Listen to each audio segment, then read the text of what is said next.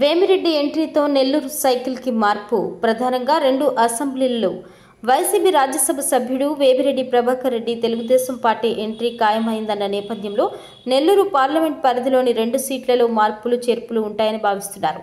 వైసీపీకి దూరమైన వేమిరెడ్డి తెలుగుదేశంలో చేరేందుకు రంగం సిద్ధం చేసుకున్నారు అని విశ్వసనీయ సమాచారం. ఇప్పటికే ఆ పార్టీ అగ్రనేతలతో ఆయన మంతనాలు పూర్తయినట్లు తెలుస్తోంది. ఆయన నెల్లూరు పార్లమెంట్ అభ్యర్థిగా పోటీ చేసేందుకు కూడా సంకేతాలు ఇవ్వడంతో దాదాపు తెలుగుదేశం పార్టీ వర్గాలు తమ అభ్యర్థి ప్రభాకర్ రెడ్డి అని మనస్ఫూర్తిగా ఇప్పటికే సిద్ధమై ఉన్నారు. అగ్రనేతలు కూడా తమ అనుచరులకు ఇవే సంకేతాలు ఇస్తున్నారు. అయితే వేమిరెడ్డి పార్లమెంటు పోటీ విషయంపై స్పష్టత ఇస్తూ 2 నియోజకవర్గాల్లో తాను సూచించిన అభ్యర్థులకు అవకాశాలు కల్పించాలని అధిష్టానం ముందు ప్రతిపాదించినట్లు సమాచారం.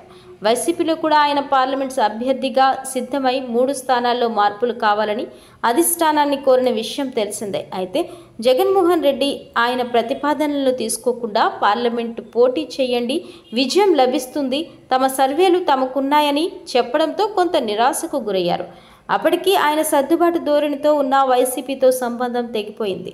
జగన్మోహన్ రెడ్డి ఢిల్లీ పర్యటన సందర్భంగా ఆయన అక్కడ ఉండకుండా దుబాయ్ పర్యటనకు వెళ్లడం కూడా తెగదింపులకే అని నాడే స్పష్టమైంది. ఈ నేపథ్యంలో పార్లమెంట్ అభ్యర్థిగా పెట్టేందుకు తెలుగుదేశం వర్గాలు చొరవ తీసుకోవడంతో వేమిరెడ్డి కూడా ఒక అడుగు ముందుకే వేశారు. అయితే ఆయన పార్లమెంట్ పరిధిలో కోరుతున్న ఆ 2 సీట్లు అభ్యర్థులు ఎవరన్నది సస్పెన్స్గా మిగిలిపోయింది.